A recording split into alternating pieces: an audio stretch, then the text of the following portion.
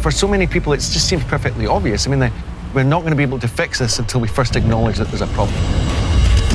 Do we want to continue as we are, or do we want to have a rethink and change the way we do things?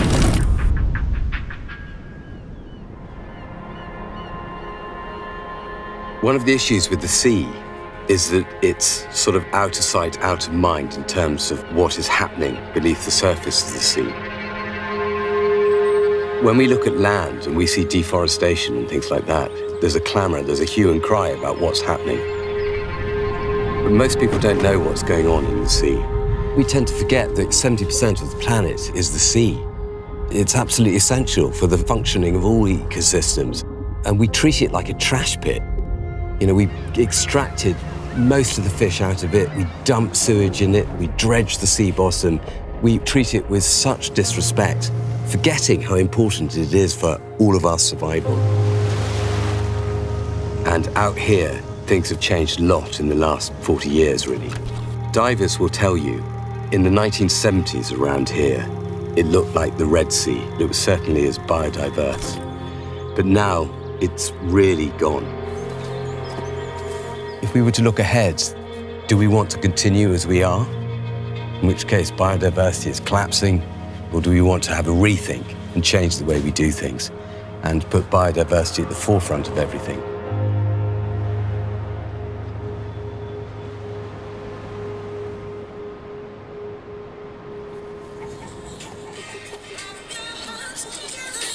Is it great? Oh, lyric. We can all dance. I like it. It's nice. My name's Danny Renton, and I run a charity called Sea Wilding, which is all about marine habitat restoration. My connection to this part of Scotland goes right back to year zero, really, when I used to come up here for 2 months every summer and stay on the island of Tiree, where my family has a long connection. And in that time, all over the last sort of 56 years, I have seen the seas change. Here on the west coast of Scotland, it was one of the richest fisheries in the world. And certainly when I was a kid, there were lots of trawlers tied up in the local port of Oban. And it used to employ hundreds of thousands of people. In the neighbouring Loch Fyne, in the early 1800s, there were 500 big herring boats. Now, there are virtually none. All those fishing boats have gone. And what we're doing now is we're just fishing at the bottom of the food chain. We've just got dredging, bottom trawling, and creels for crabs and lobster. And basically that's a reflection of really terrible fisheries management over the last 150 years, but especially over the last 40 years, which is when the inshore limit was lifted and these very, very destructive practices of raking the seabed with 2-ton dredges for scallops, a single species, was allowed to happen close inshore. And if you accept that it's these shallow coastal areas, which are the fish nurseries and the fish spawning grounds, if you come in with a massive bit of steelwork and just scrape along the bottom repeatedly, you destroy all that biodiversity and you destroy the spawning grounds, and hence a big collapse in fish stocks. And that's what's been happening since 1984. And it's really why there are so few fishing jobs left. I started Sea Wilding, and the idea of it was rather than just campaigning against things, trying to get things stopped, like sort of poor fishing practice or things like that, was to try and get the community involved in actively putting things back in again that have gone. And so we're looking at seagrass and native oysters.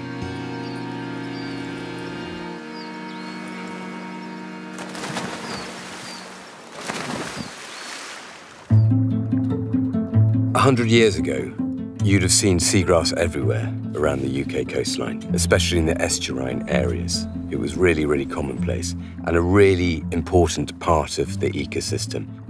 Seagrass does two things. Firstly, it filters the water and sequesters carbon, so all that matter floating through the water gets trapped in the seagrass and then drops down into the root system. And then it's also the only flowering plant in the ocean, so it's photosynthesizing, so it's drawing carbon down into the root system. And then it's effectively the root systems, they're called rhizomes. It's a dense mass of roots. They become very, very deep, and it becomes basically like peatland.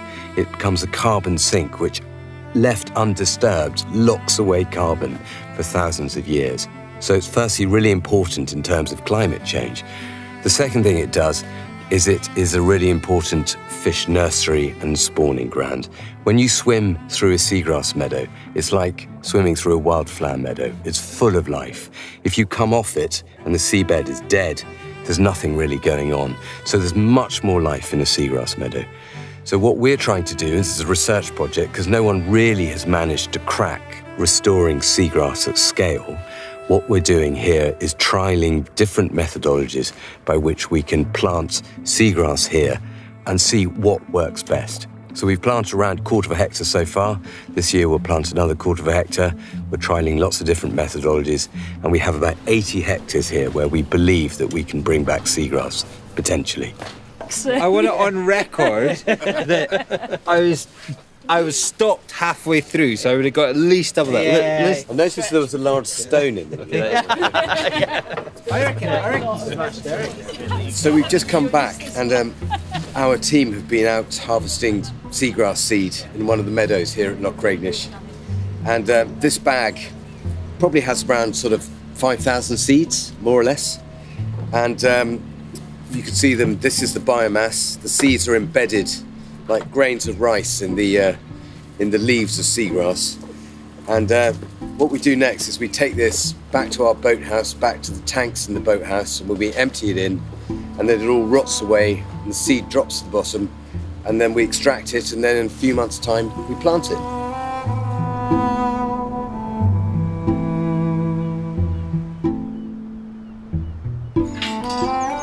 Well, what we're trying to do here is show that we can manage as a community this loch in a different way to what's happened in the past. We want to try and work together with all the other actors and players in the sea loch with a mutual goal to try and improve biodiversity and the health of the sea loch. That's the goal. But effectively, we're creating a different management system for a sea loch which puts biodiversity and health of the water at the forefront of everything. And then if we can do that here, we could potentially roll it out around Scotland, which is what we're trying to do, is train other communities to do the same.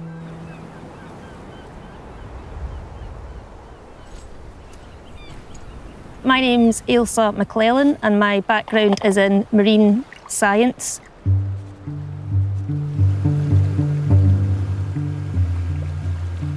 I've worked with inshore fishermen a lot, helping them get a voice in government, and I have worked as coordinator for the Our Seas Coalition, which is a coalition of many Scottish businesses, charities, NGOs, who are all calling for the reinstatement of an inshore limit on trawling and dredging. So the 3-mile limit was put in almost 100 years before 1984, which was when it was removed. It was put in place because fishermen at that time realised that this newfangled, kind of industrialised bottom trawling was damaging fish stocks. So it was put in place as a conservation method, and it worked. The 3-mile limit was removed because of pressure from the fishing industry. The government were already completely unable to police the limit, so some boats were coming in and fishing anyway inside of that limit. But also, fish stocks were crashing outside of 3 miles because of mismanagement out there. So the fishermen wanted access to these really rich inshore fishing grounds. As this paper on it says, the trawl closure within 3 nautical miles of the coast was repealed in 1984 under pressure from the industry. Thereafter, bottom fish landings went into terminal decline, with all species collapsing to zero or near zero landings by the early 21st century. So that's a pretty unequivocal tale of woe. Scotland's seabed is its greatest carbon sink. Our marine mud alone, which is where the nephrops live that are trawled, that stores more carbon than all of Scotland's terrestrial peat, forestry and soils combined. And that needs protected, obviously, especially given the state we're in. I mean, we're not looking forward to the threat of climate change anymore, we're in it. And we're still getting consultations out. I was filling out one for the biodiversity strategy today, saying we're going to do something about it by 2045. I mean, the time is now. The time was decades ago. And we can't keep kicking this issue into the long grass. Yeah. I get really angry during consultation. So So this isn't just impacting the environment, it's also impacting the fishermen themselves and decreasing their ability to make a living. Unless we see real changes soon, we're going to have very few fishermen left in Scotland and an even more depleted industry than we already have. Permission to board, sir? Yeah, go on, yeah, come on. Right. All right, Elsa. All right, go on, we're going to sneak in the hut this time, like, you're not getting away with it. My name's Bally Philp. I'm a commercial fisherman working from the Isle of Skye. I've been fishing most of my life, off and on since I was 15 years old. And I'm now nearly 50, so I've at least 30 years full-time fishing and a few other jobs in between.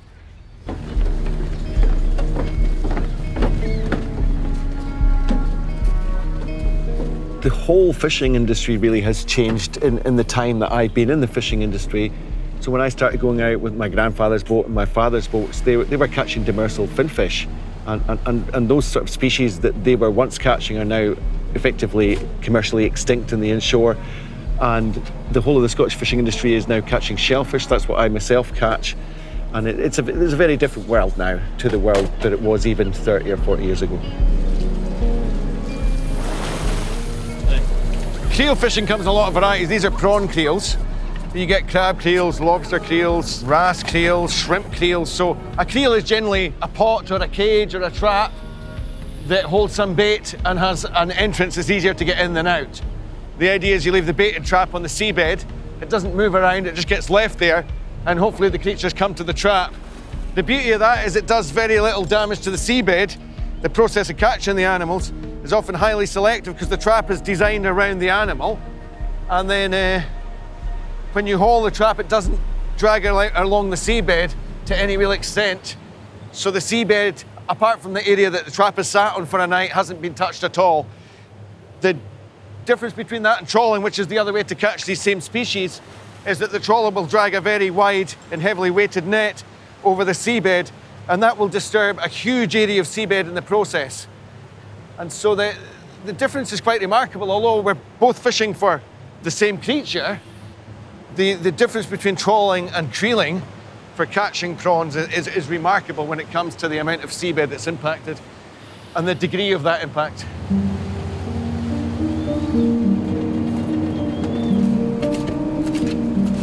I've never seen this happen in all my days. I was once a crew. Yeah, before my time. Before you were even born. Like. Before I met your mother. So the Irish Seas Coalition and the Scottish Creel Fishermen's Federation, who's a member of the Irish Seas Coalition, have these 3 acts that we think will make all the difference. So that's an inshore limit, and that's like a version maybe of the old-fashioned 3-mile limit, or basically restrictions on where trawlers and dredgers can work inshore. And then in those sort of zones that you would create, these low-impact zones, you create a preferential access for low-impact fisheries. Now, what that means is that those people who have got the best credentials get the first rights to fish in these places. They don't get displaced by more efficient but heavier impact gears. So we've got low-impact fishing zones, and then we've got preferential access for low-impact fishers. And then lastly, we want vessel tracking. And the vessel tracking is so that we can police these things. We can make sure the high-impact fishers aren't sneaking in at night, and we can make sure that the low-impact fishers are really behaving in a low-impact way.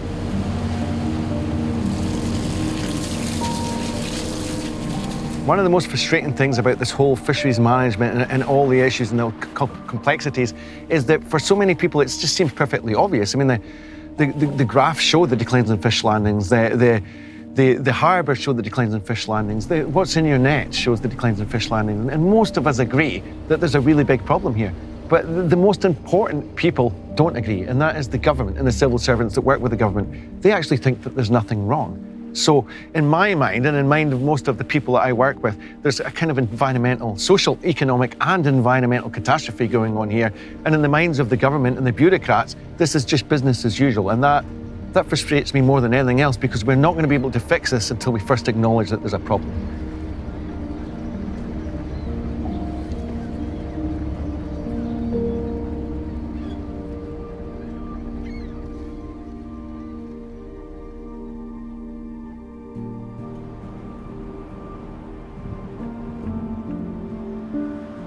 The problem about fisheries management to date is that sustainability doesn't feature.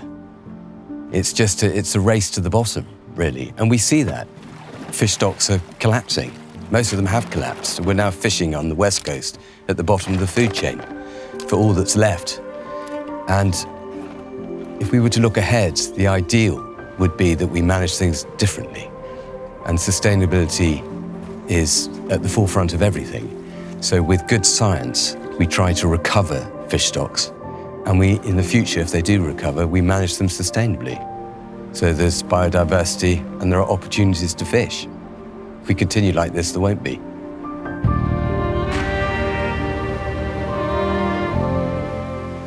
So I've got two boys. I don't think I'd really like either of them to go into fishing. I mean, they've both done their maritime courses, so they're capable of going into the fishing if they want to. But really, unless we can turn the fishing industry around and make it an industry worth being in, I mean, who would want to hand their children a dying industry? If we want to eat fish in the future, we have to look at where it comes from and whether it is sustainably harvested.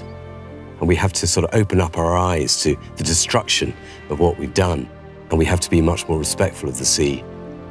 If we wanted biodiversity to survive in the future, we have to manage it much, much better.